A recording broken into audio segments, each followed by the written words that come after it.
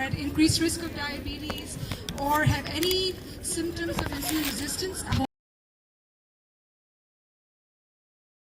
it really doesn't matter. You know, the beauty of the diet is it's so powerful. It really doesn't matter when you start. You know, as long as you started at some point, you can always reverse chronic disease with a good diet plan. So I want to talk to you more about what I think is an optimal diet from an endocrinologist perspective. Okay. All right. My goal is to finish my presentation in, I think I've been allotted 45 minutes. I really want to keep 10 minutes for questions. So I'm going to ask Mike to let me know, that's good, when it's 12:25, okay? So I can. All right. So when you think about, is this good? Okay, good. When you think about your optimum diet plan, you know, it's going to be different for everyone because we are at a different stage in our inner environment, right? So the first question to ask is, where are you with your metabolic health right now? What fuel are you using at this moment? Environment looks like. Once you figure that out, and we'll go over that in detail in the next few slides, it's important to see what are some of the changes you can make to your external environment to promote the healing of your internal environment, right? And then ultimately we're doing all this to clear the communication that our body sends to us. You know, our body sends wonderful signals regarding what it needs at the right time. But a lot of times when we eat foods, especially processed foods, a lot of those signaling mechanism is lost, and it's really hard for you to perceive what your body needs. You know, a lot of those signals are lost. And so if you don't know what your body needs, you may not be able to promptly take action. So I think it's important to do all this, and ultimately, most important, listen to your own body, your own instinct, and what you feel is right for you. Okay, and that may change at different stages, you know, in your health, different stages in life, and you know, you may have to keep improvising, but the key is to listen to your body. All right. So question number one: what is your current metabolic health? So essentially, what this is asking is currently, what are you using as your energy source? So food is, you know, divided in 3 macronutrients: protein, fat, and carbohydrates. Protein is not used for energy. We can't use that for energy as much, but we typically use fat or carbohydrates for energy. And they're both different. They both have their unique properties, and one is better than the other. In my opinion, it is the fat that's better than the other. But the important thing is to see where you are. And to answer this question, you know, these are some of the questions you can see where, you know, how it affects you. So do you find yourself crashing frequently? What I mean by this is, do you have to eat something constantly to make sure you're not crashing, you're able to focus? Do you feel like you need to crave specific foods all the time, especially carbohydrates? And we'll talk about why that happens. Food, and we're not able to burn it off as much because of all the conveniences, you know, of modern day. So it's really up to us to make sure we keep that balance, because once we start storing energy, it starts creating problems. And then that's when, you know, a lot of these health problems sort of come in, and especially the key health problems that I am most interested in helping people are problems with insulin resistance, and we'll talk a little bit more about that in the next slide. So in order to understand energy and your metabolic health, we really need to figure out how we use energy and how we store energy, right? So with this 2-compartment model, and this comes from a very good book called The Diabetes Code by Dr. Jason Fung. He talks about we typically store energy in 2 compartments, and he beautifully shows it in this picture. So when we eat food, we first store it in a refrigerator, and then once the refrigerator is full, it's the previous slide, sorry. Here we go, yeah. And when the refrigerator is full, and if you still are having a lot of excess energy in the form of food, you start storing it in your freezer. And this is a sequential process. So the advantage of storing energy in the refrigerator is you have easy access to it, but it is limited storage. So whatever, once you've met the storage capacity, you go on to the freezer. The advantage of the freezer is you have unlimited storage capacity in your body to store fat, but you don't have easy access to it. Now, ideally speaking, when you fast, you would like your freezer to be used up first, right? But that doesn't happen. So when you fast, the energy that your body is going to go to is the one that is most easily accessible, which is the refrigerator. And only after your refrigerator is almost empty, once your glycogen stores are almost gone, only then, unfortunately, do you start accessing your freezer. So in addition to, so when we fast, we use energy from glycogen first, refrigerator, and then from body fat, as long as insulin levels are low. So insulin is a very, very important hormone. We know insulin because of what it does to blood sugars, but the primary purpose of insulin is really to make sure we don't die from starvation. So every time we eat, our body will release insulin, and the job of insulin is to store energy for future use when we don't have access to food. So as long as insulin levels are high, insulin will act as a bodyguard and will store energy as much as it can, which means even if your glycogen is gone, even if your refrigerator is empty, if your insulin levels are high all the time, you won't be able to access your freezer, which means you will not be able to burn the body fat right around here, right? So having chronically high levels of insulin is detrimental for your health. So let's see. Yes. So how do we start having high insulin levels? So typically, hormones are very interesting in your body. They're always made episodically. They're made strategically, okay? Because hormones have the effect to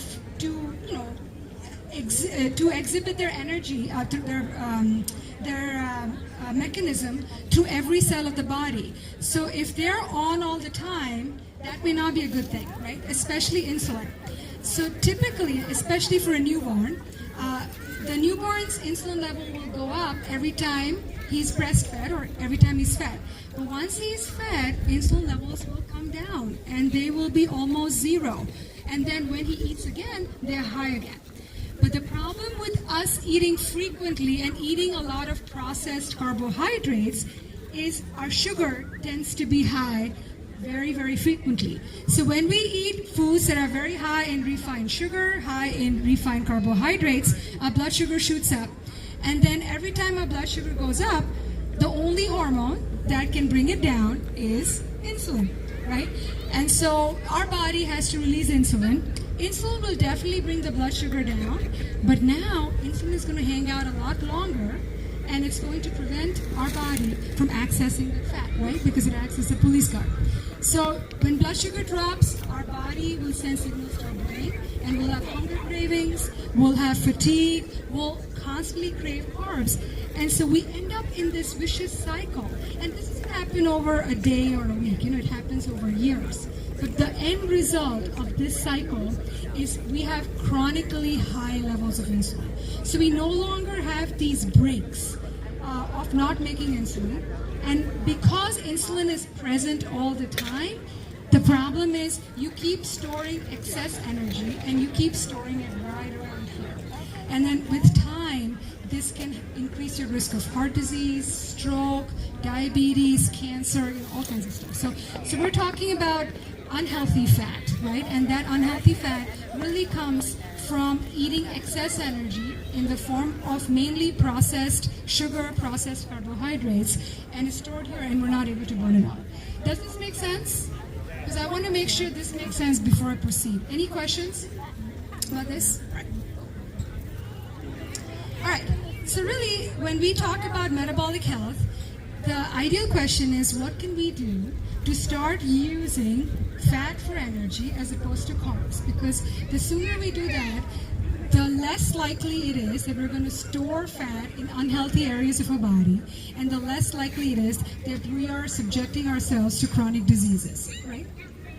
So the two ways to really transition from carbs to fat is number one, not to eat at all, right? And that's what intermittent fasting is about. Have all of you heard about intermittent fasting? It's pretty, yes, and I practice it myself. And the great thing about time-restricted eating is if you're not going to eat food, you're not going to stimulate insulin, right? And the next best thing is when you do eat food, the strongest stimulus for insulin is going to be carbohydrates. So it really helps to consider eating a low-carb diet. So to give you an example about what I do, because patients always ask me, what do you do, Dr. I finish eating by dinner. I don't believe in eating anything at bedtime. I think if you're on medications that force you to eat at night, especially insulin, or other medicines that cause you to have low blood sugars, it's very important that you talk to your doctor and get those adjusted. So it makes it safe for you to not have to eat constantly, especially carbohydrates. So I don't eat at night. I wake up in the morning. I will have herbal tea or water or broth, and I typically will wait until lunchtime. And so I have my eating window for about 6 to 8 hours, and then the remaining time is my fasting window. The good news with fasting is it doesn't have to be a dry fast. In fact, I would recommend against it. You can do water, you can do a lot of other permitted fasting foods as well. And the great thing is when you have high foods with high antioxidant levels, like the herbal teas, hibiscus tea or green tea, or if you have broth with spices in it, like turmeric. I like to put a lot of turmeric in my foods. Your gut is like a sponge when you're fasting, so it's going to really absorb a lot of those nutrients right away. So it's good to use your fasting time, if you consider to do intermittent fasting, to also drink healthy beverages that have a lot of antioxidants in it. And I'll talk to you about what I put in my broth a little bit later. All right, so this is something you can do. You don't have to do it for the rest of your life. You can consider starting here and then, assess where your metabolic health is, and then, you can modify. So some of the other health benefits, I think, of low-carb diets, in addition to adapting to fat for energy, is they're very good for weight loss, especially right here. That's what I'm most interested in. So when I see patients more than their weight on the scale, I'm always interested in their waist circumference, and my goal is to try to help them get their waist circumference down, because that's the weight you want to really try to get rid of. And the problem is liposuction will not take care of that. You really have to burn it off, unfortunately. All right, and then the other benefits of low-carb diets in general is they will try to really deal with insulin resistance at the core, and any disease that is associated with insulin resistance will improve. And it's very powerful. It doesn't, it may take years for you to develop insulin resistance, but it's a matter of days or weeks for you to reverse it. I mean, it is just phenomenal. I'll show you a story. So you can really improve or even reverse diabetes, blood pressure, triglycerides, and also non-alcoholic fatty liver disease. And the other anecdotes I hear from patients is it really improves their inflammation. So a lot of my diabetic patients who were scheduled for, hip replacement or knee replacement, oftentimes they don't have to go through that because the pain goes away. They're also starting to lose weight, so their joints do better. So there's other benefits. And then the key benefit with eating the right amount of foods, especially the right amount of carbs, is it reestablishes true hunger.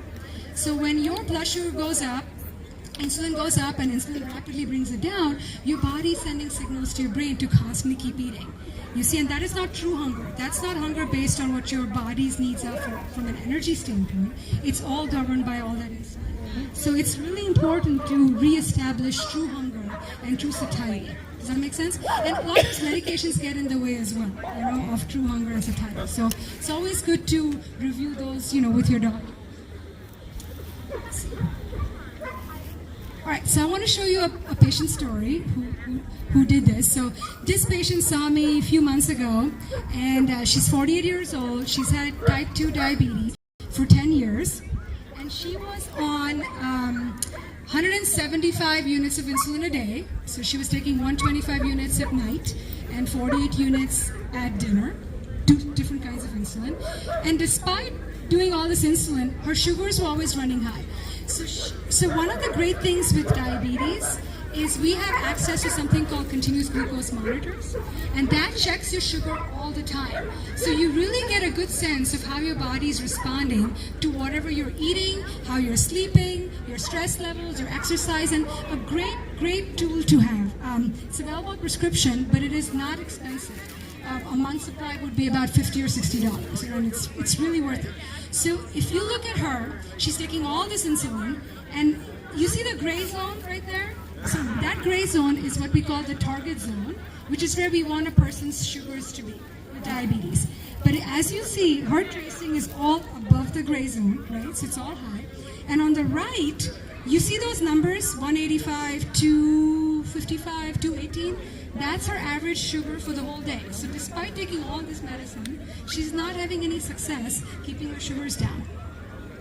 So, and the other thing is the problem with taking insulin is it'll also weight gain promoting, obviously, because it's always making you store more fat, prevents you from burning fat. So she unfortunately had gained 50 pounds in the last 3 years after starting insulin. And so we talked about the low-carb diet, the plant-based diet, the intermittent fasting, everything that I'm talking to you guys about. And she was really desperate to try something different. So she started this, and then let me show you her. That's her in 24 hours. So she started it on Monday, June 24th, in the afternoon. I stopped all her insulin on Monday night, and she was on the intermittent fasting, low-carb diet, mostly plant-based. And look at her. She did really, really well. Within 24 hours, her sugars were down in the low hundreds. And look how steady they are. You know, they're not fluctuating.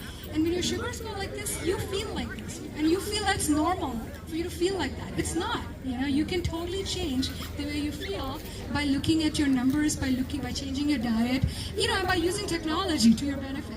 It's all available to you.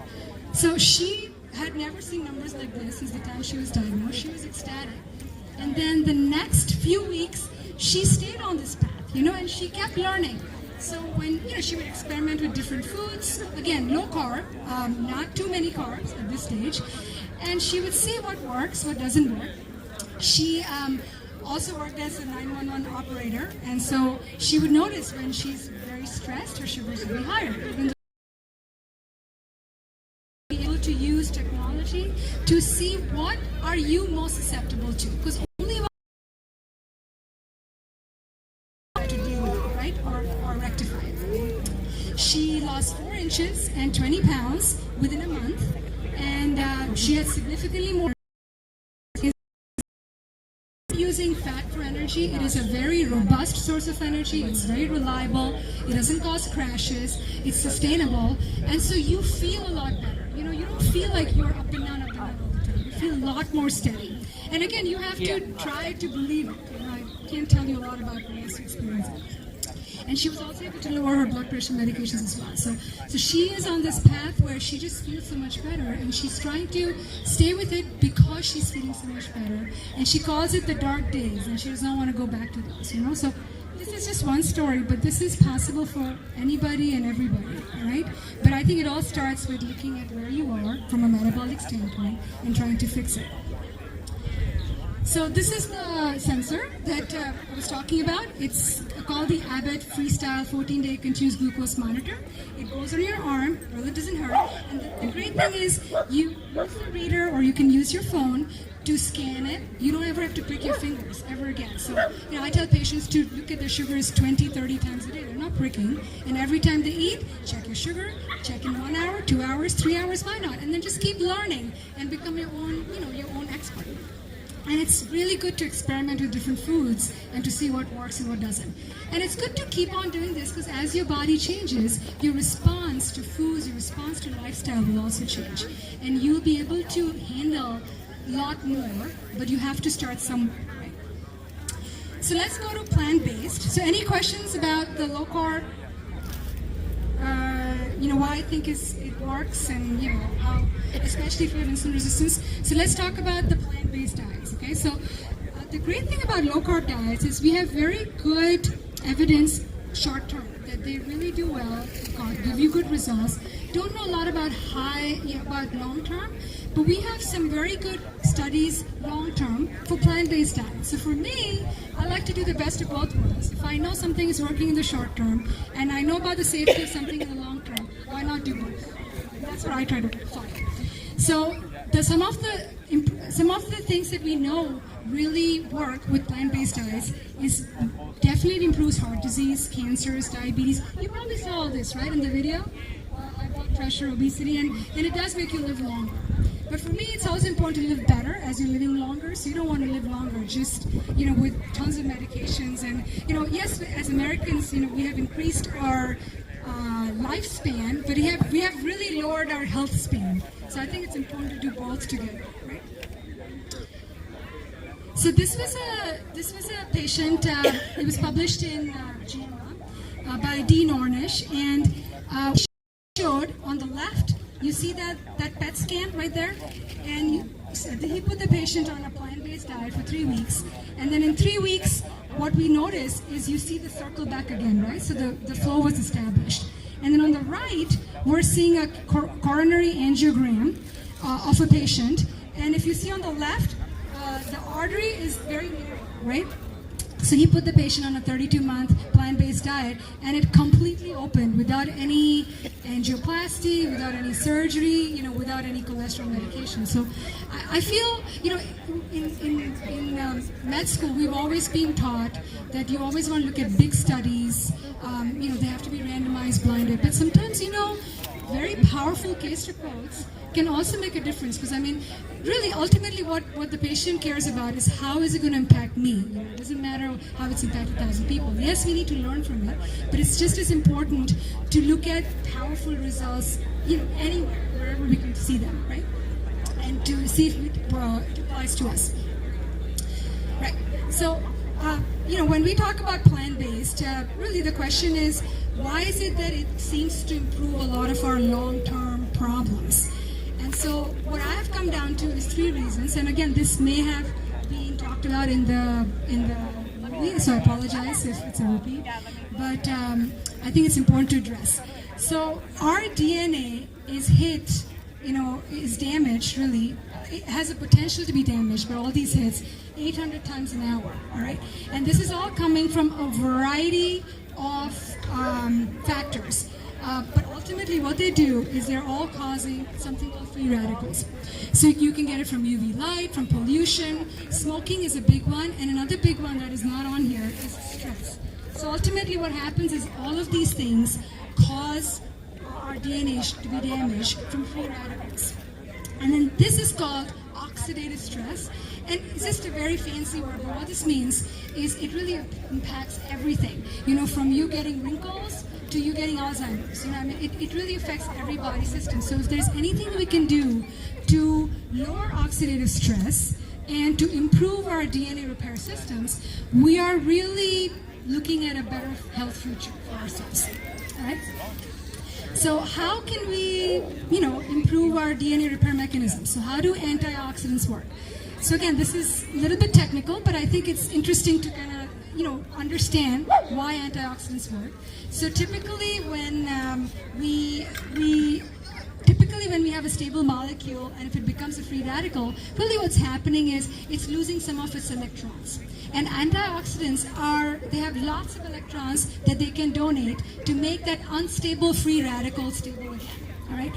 And the important thing with antioxidants is, unfortunately, it's really found in plant foods. So plant foods contain 64 times more antioxidants than animal foods. So even if you're eating animal foods, it's really important to try to get as much antioxidants as you can, because ultimately that will help with the DNA repair mechanisms and will help you in every possible way for your health. The other thing that I find interesting with plant-based diet is its effect on telomeres. So in each cell of our body, we have 46 strands of DNA, and they are basically coiled in chromosomes, right? And at the end of the chromosome, there's a tip called a telomere. And as cells divide, that telomere gets shorter and shorter and shorter, until once the telomere is gone, the cell dies, right? So if you look at the newborn right there, you see the yellow bar, the horizontal bar? That's the length of the telomere in a baby. As the baby is getting bigger, the cells are dividing, and as the cells are dividing, the telomere is shortening. So if you see the elderly adult right there, his telomere is the shortest. So if there's anything we can do to limit this, technically we are limiting aging, right? So there is a very important enzyme called telomerase that can help us with this.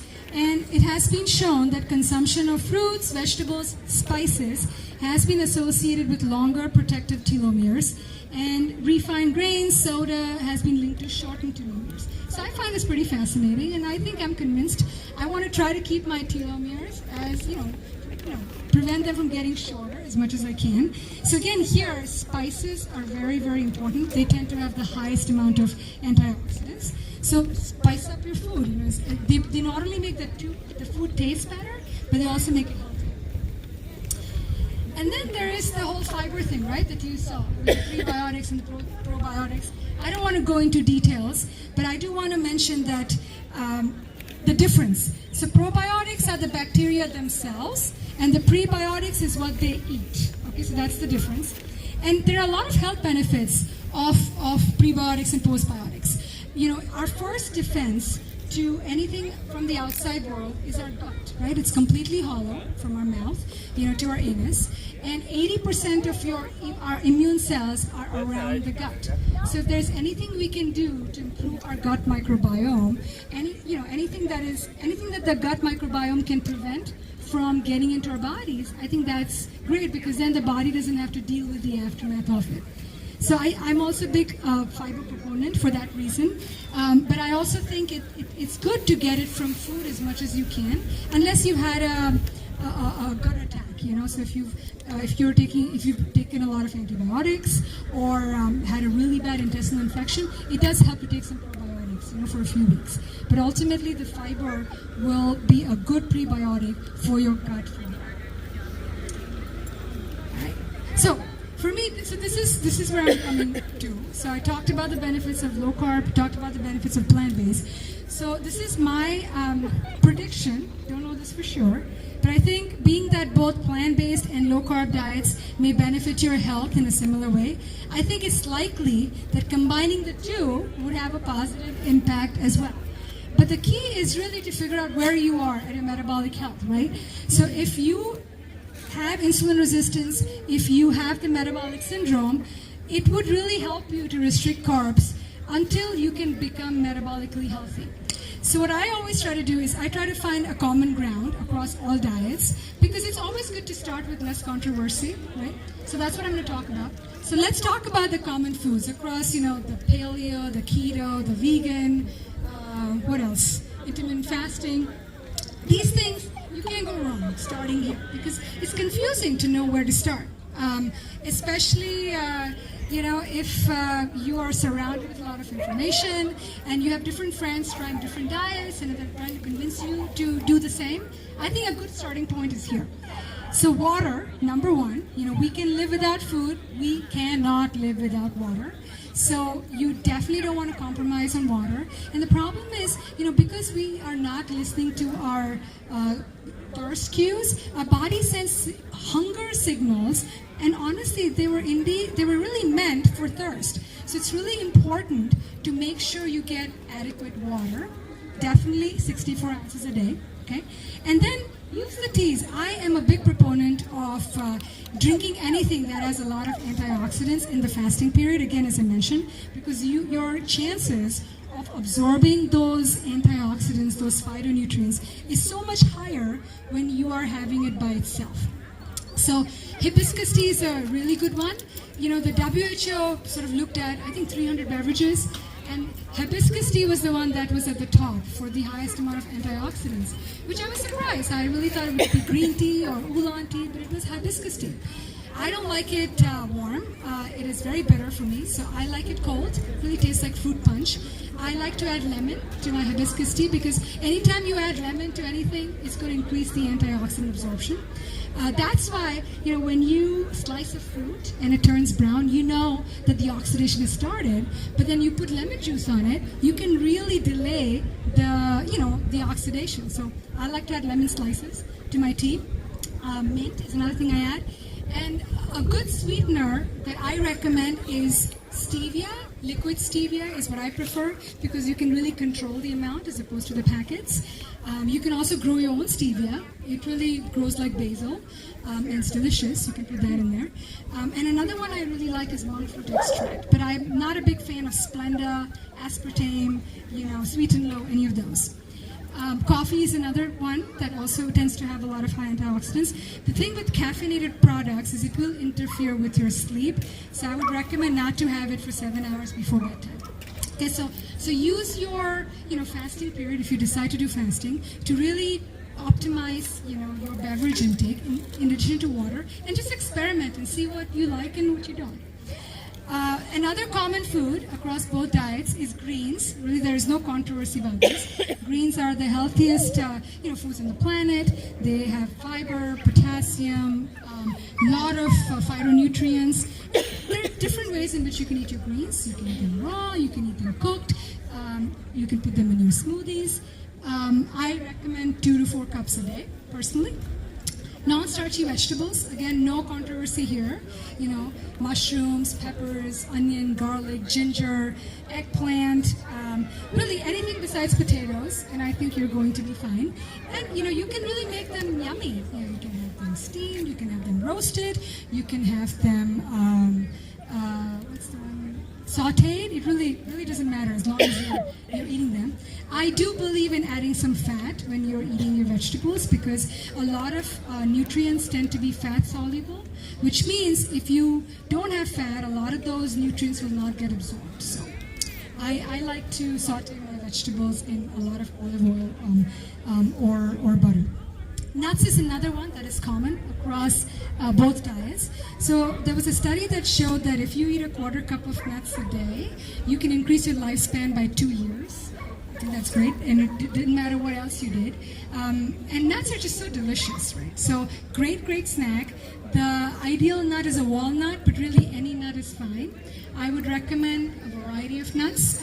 And what I like to do is I like to make I get all my nuts from Costco, and I make packets over the weekend, and I just take one with me. They're delicious. Peanuts is not a nut. Peanut is a legume, right? So you can have it, but you won't have the same benefit. Seeds, especially flax seeds. So if there is one food that you want to start adding in your diet from today, just one, I would recommend it would be flax seeds. Flax seeds lower blood pressure, they improve your lipid profile. So they not only lower the bad cholesterol, they also raise your good cholesterol, which I think is awesome. They have a lot of fiber. 10 minutes? Yes. Thank you. And they also have lignans. They also improve they lower your risk of getting hormonal cancers. And again, I can't go over in details, I apologize. Spices, big one. I really recommend turmeric to everybody, a 1/4 teaspoon a day. And berries, 1/2 cup of berries. Again, you can have it across any diet. So really, you cannot go wrong with any of those 6 foods right there. And then changing the external environment is much more effective than relying on willpower. And this is because we also know across all diets there are some foods you really want to avoid. And the best way to avoid them is to not have them in your house. Right? I mean, you don't have to avoid it from your life, but just avoid it from your house. If your kids are driving you crazy or your husband's driving you crazy, you had a hard day of work, you're going to go to those foods in your pantry. That's just going to happen because we use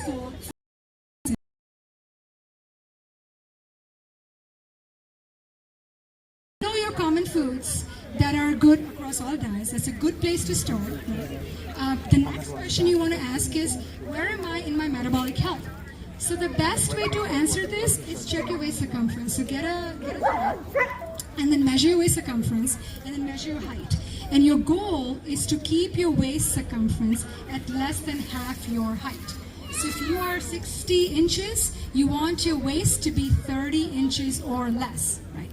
So if your waist circumference is more than half your height, in my opinion, that should be your number one, that should be your number one goal, is to try to reduce it. And really the best way to reduce it is by what we talked about. And there are other ways in which you can test it, your doctor can test it too. So really, let me just sum up here. Try to add spices, greens, flax seeds to your common recipes. Avoid the starch whenever possible. Cauliflower rice is delicious. Cauliflower hash is delicious. And it's a great substitute for rice and for potatoes. Again, two of your very high starchy foods. So, experiment and see what you like.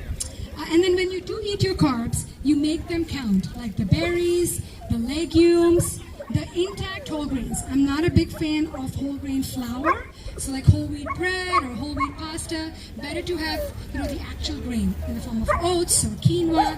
The intact grain is where you're going to get a lot more benefit. And skipping a meal, like we talked about with intermittent fasting, will help you as well. And then when you do eat your carbs, especially if you're on insulin, you have insulin resistance, you want to try to limit it until you know you can handle it better. And try using that continuous glucometer. And that will also answer a lot of your questions.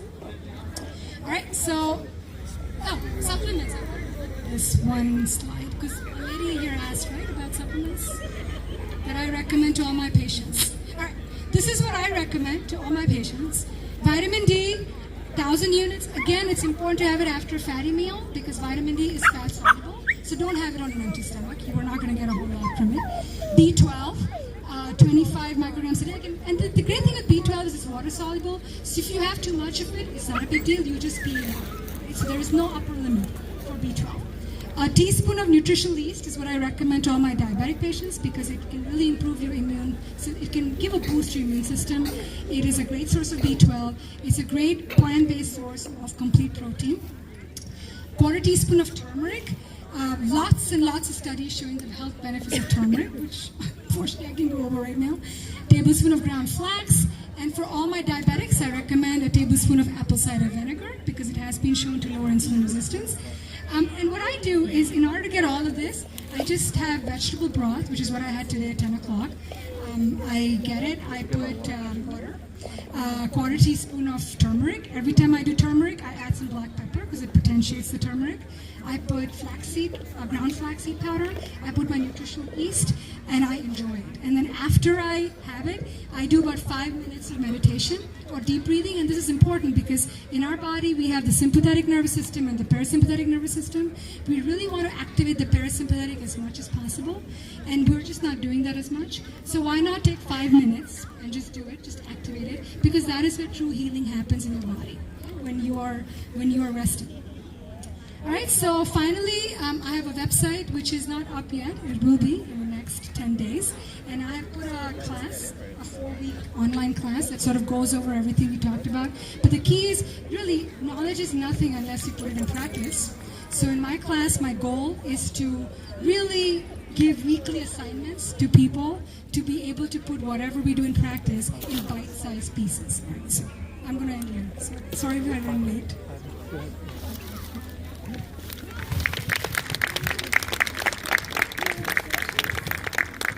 Thank you, Dr. Paul. Does anyone have any questions? Yes.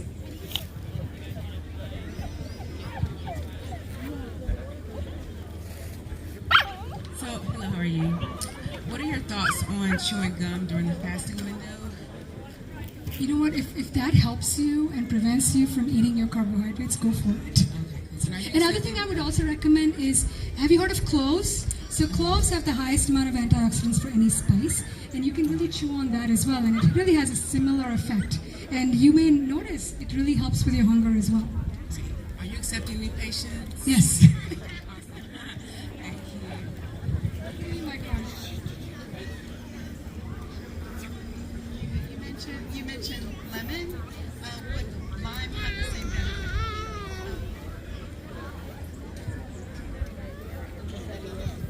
And just cut some slices and put it in. That'd be great. Yeah. So is that Do the lime. Yes. Oh, sure. Yes, lime has, yes. Honestly, the benefit only comes if you eat it. So if you're going to eat lime, then go for it. That's fine. You may have covered it early and I might have missed it. What is the window for the intermittent fasting that you would recommend to Good questions. start with and maybe build into? Sure. or maintain? So, you look at your schedule and see what works. All right, so most of us are either hungry a lot in the morning or in the evening. So if you're somebody who can just get by with coffee or tea or water in the morning, the best thing would be do is, finish eating at dinner and then try to start at 12 hours and then gradually make your way up to about 16 hours. And the longer, the better.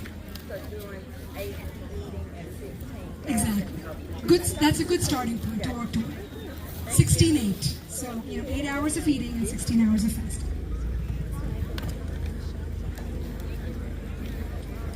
Hi, I'm loving this.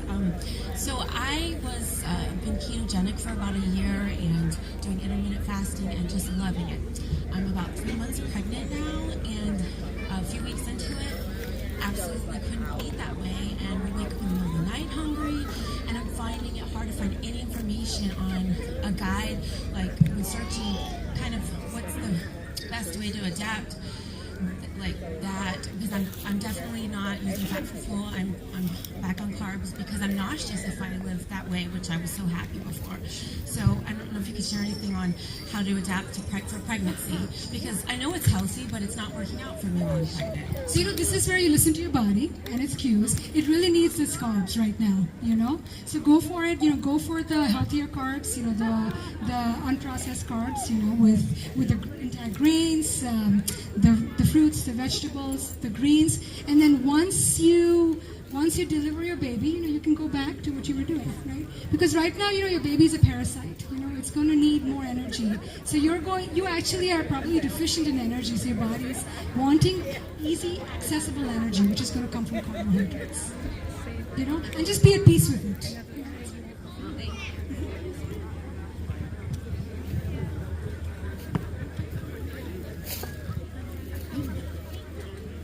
Any last questions?